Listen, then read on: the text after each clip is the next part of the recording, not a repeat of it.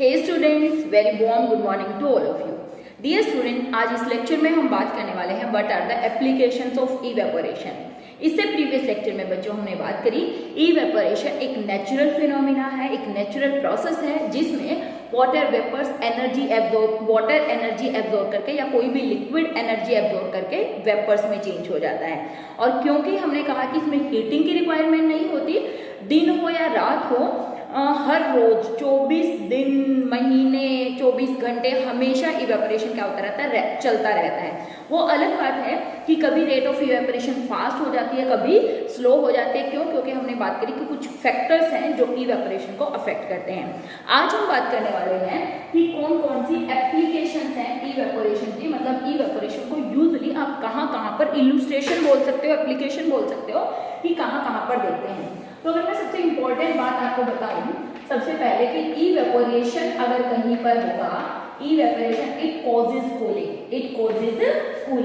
Evaporation से cooling होगी। ठीक है, इवेपोरेशन क्या करेगा, इट कॉजेज कूलिंग, मतलब कहीं से भी किसी भी सरफेस से अगर इवेपोरेशन हो रहा है तो वो सरफेस क्या हो जाएगी, कोल्ड हो जाएगी, ठंडी हो जाएगी। ठीक है, इसी को एक्सप्लेन करने के लिए पहली इलुस्ट्रेशन या पहला एग्जांपल आप ले सकते हो, sprinkling of water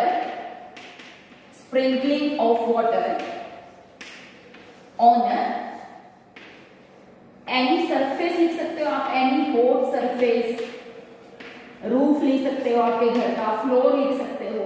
ठीक है, जब गर्मियां होती हैं समर्स में आप देखते हो कि बहुत ज्यादा हीटिंग के कारण हमारे घरों की छत या हमारे घरों के बाहर जो सरफेस होती है वो गर्म हो जाती है, और हम क्या करते हैं, उस गर्म सरफेस को ठंडा करने के लिए उसके ऊपर पानी स्प्रिंकल करते हैं। तो what do you think about that process, ऐसा क्या हो रहा है?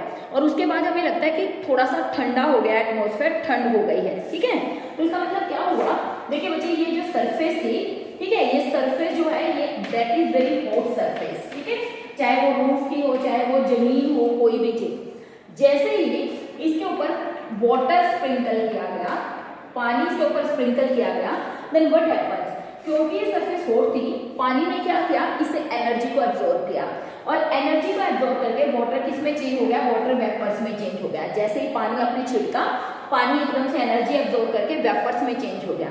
तो क्या आपको ऐसा नहीं लगता कि पानी को वेपर्स में चेंज होने के लिए कुछ एनर्जी चाहिए थी?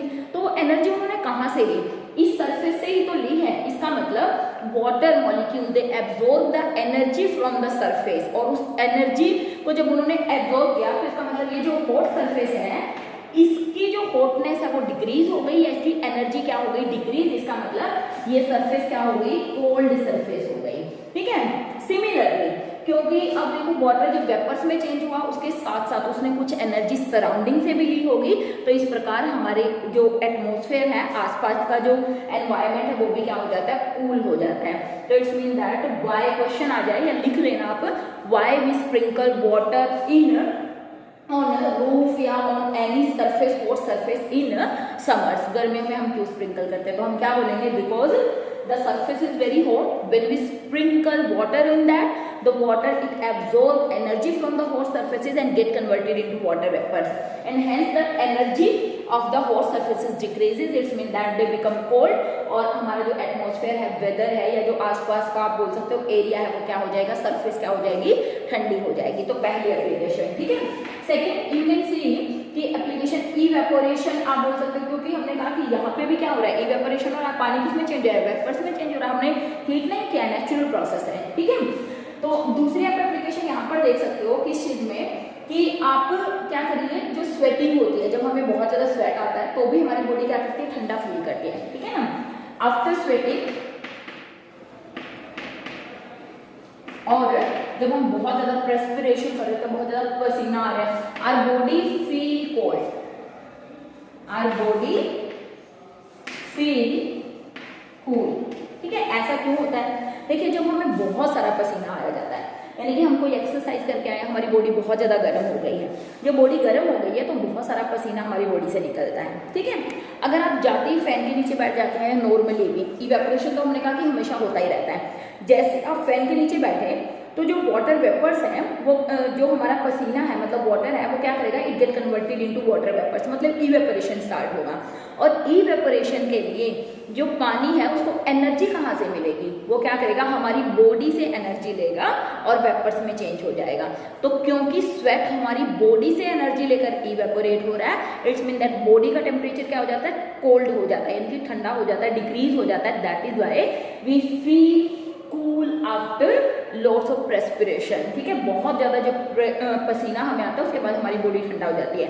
ठीक है, अब तो बहुत सारी आप बोल सकते हो फैन है, लाइट है, इलेक्ट्रिसिटी की बहुत ज्यादा सुविधा हो गई है ना, एसी है सबके घरों में। लेकिन अगर आप ओल्ड टाइम्स की बात करें, उस टाइम पे ना तो लाइट होती थी, है ना ही इतने साधन होते थे, सबके घरों में फैन तक नहीं होते थे। तो उस टाइम पे लोग क्या करते थे, अपने घर का जो सबसे आप ये बोल सकते हो जो सबसे अंदर का रूम होता था उसमें जाकर सो जाते थे, क्योंकि वो कहते थे कि एक बार हमें पसीना आएगा खूब सारा और उसके बाद बॉडी क्या हो जाएगी, ठंडी हो जाएगी और हमें आसानी से नींद आ जाएगी। इसका मतलब evaporation it causes cooling, evaporation से हमेशा कूलिंग होगी। ठीक है, similarly you can take another example that is water kept in a earthen pot. Water kept in earthen pot, देखिए मिट्टी का जो मटका बना हुआ होता है, आप सबको मालूम है गर्मियों में हम क्या करते हैं, अर्दन पॉट में पानी रखना बहुत पसंद करते हैं। क्यों? क्योंकि हम कहते हैं नेचुरली पानी ठंडा हो जाता है। तो ऐसा क्या हुआ, क्यों ऐसा हुआ कि अर्दन पॉट में पानी ठंडा हो जाता है? ठीक है, देखो बेटा क्या होगा, जो अर्दन पॉट होता है उसके अंदर उसकी जो सरफेस होती है उसमें ऐसे छोटे छोटे पोर्स होते हैं। Earthen pot they have very small very tiny pores. ऐसा नहीं कि उनमें से पानी फूट फूट के बाहर निकल रहा है ना, छेद नहीं कह रही हूँ मैं कह रही हूँ कि मिट्टी के मटके आपने सबने देखे होंगे, उनमें छोटे छोटे टाइनी पोर्स होते हैं। ठीक है, अब इन टाइनी पोर्स में से क्योंकि मटके में जो पानी भरा हुआ है तो ये जो पानी की ड्रॉपलेट्स है वो धीरे धीरे यहाँ पर बाहर आ जाती है सरफेस पर। ठीक है, यहाँ पर क्या होती है, इन पोर्स के थ्रू थोड़ा बहुत पानी बाहर की तरफ आ जाता है। ठीक है, अब होगा क्या, ये जो वाटर वेपर्स यहाँ पर सॉरी नॉट वाटर वेपर, बार बार मुंह से वाटर वेपर ही निकल रहा है। वाटर जो है, वाटर क्या करेगा, एनर्जी अब्सॉर्ब करेगा और किसमें चेंज होगा, इवेपोरेट होगा, यानी कि वाटर वेपर्स में चेंज होगा। क्यों? क्योंकि हमने कहा इवेपोरेशन तो एक नेचुरल प्रोसेस है जो हर एक टेम्परेचर पर होता ही रहेगा। तो अब ये जो वाटर के ड्रॉपलेट्स हैं ये किसमें, वेपर्स में चेंज होने के लिए एनर्जी लेंगी। कहाँ से लेंगी, जो अंदर का पानी है उससे लेंगी, एज वेल एज सराउंडिंग से लेंगी। तो अगर ये अंदर के पानी से एनर्जी एब्जॉर्ब करके इवेपोरेट हो रही है तो इसका मतलब मटके के अंदर जो पानी है उसका टेम्परेचर तो क्या हो रहा है, डिक्रीज हो रहा है, ड्रॉप डाउन हो रहा है। और अगर पानी का टेम्परेचर ड्रॉप डाउन हो रहा है इसका मतलब क्या हुआ, पानी ठंडा हो रहा है। That is why water kept in an earthen pot become cool after some time. तो हम क्या बोलेंगे, because earthen pot have very tiny holes through which water get evaporated and the water droplets present on the surface of earthen pot they take energy from the water present inside the earthen pot as well as from the environment. And hence they get evaporated and the temperature of the water present in the earthen pot decrease and the water become cold. ठीक है, पानी कैसा हो जाता है, ठंडा हो जाता है। ठीक है, अच्छा आप और एग्जांपल लिख दे सकते हैं, जैसे हमने कहा एसीटोन है, एसीटोन है ना, कल परसों मैंने आपको बताया भी था कि एसीटोन नेल पेंट रिमूवर को बोलते हैं प्रोबेबली, है ना। तो उसको क्या किया, अगर आपने क्या किया, अपनी पाम पर acetone cap on, palm keep it cool। देखो आपने क्या किया, अपनी हथेली पर एसीटोन रख लिया।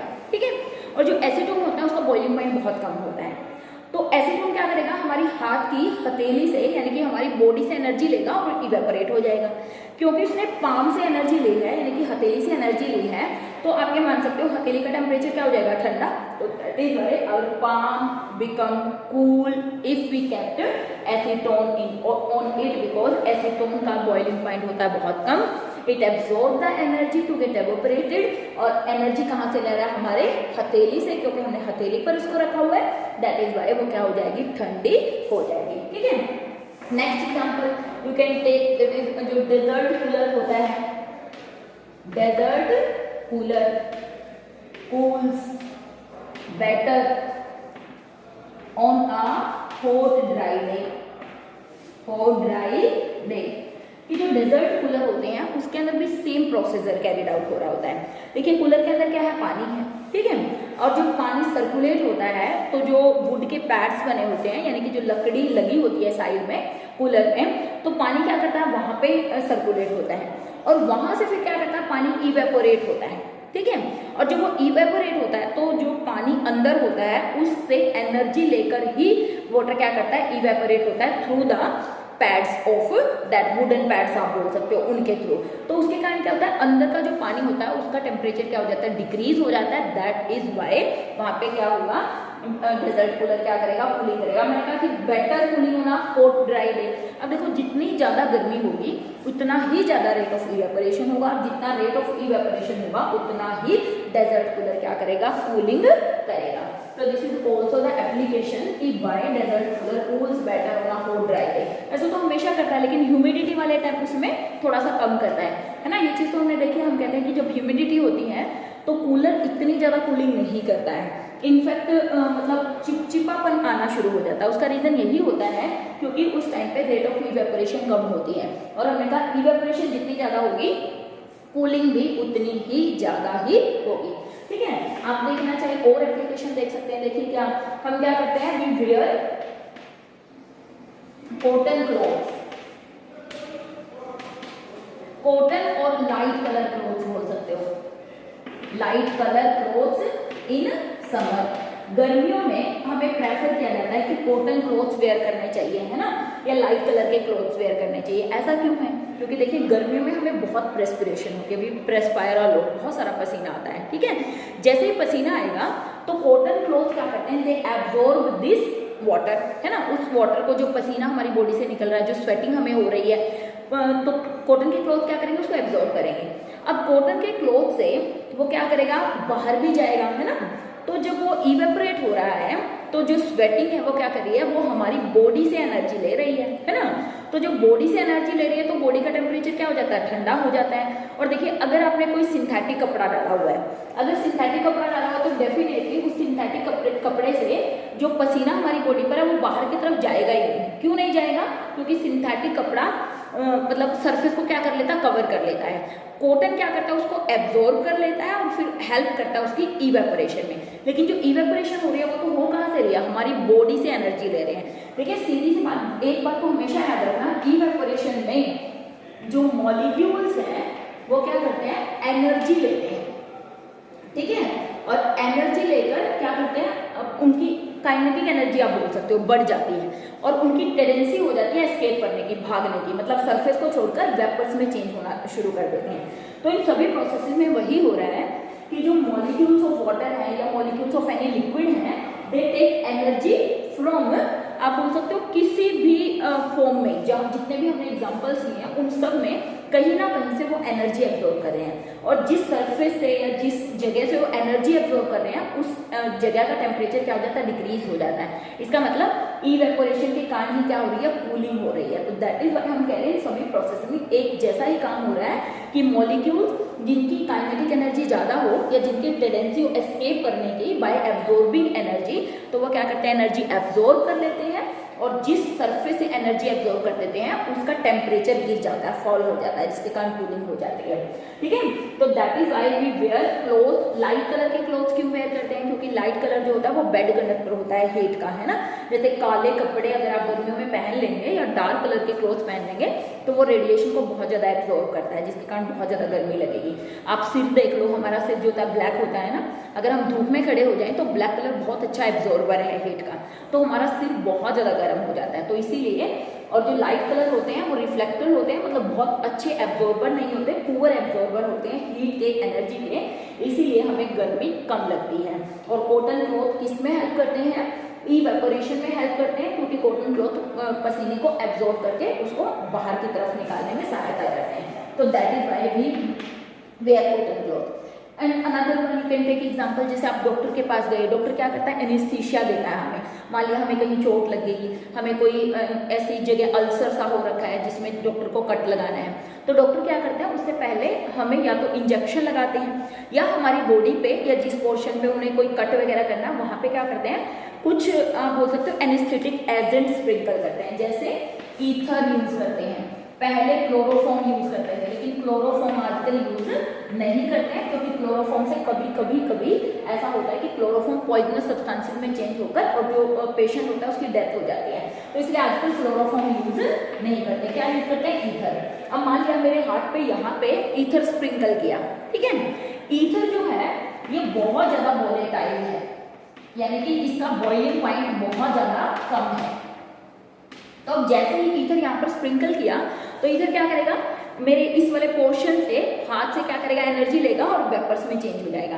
यानी कि ये मालूम है जहां पर ईथर स्प्रिंकल किया जिस पार्ट पर, वो बहुत ठंडा हो जाएगा, तो इसका मतलब बहुत एक्सेसिव कूलिंग हो जाती है, तो वो पोर्शन बिल्कुल नम्ब हो जाता है। नम्ब का मतलब आप बोल सकते हो इनसेंसिटिव हो जाता है ना।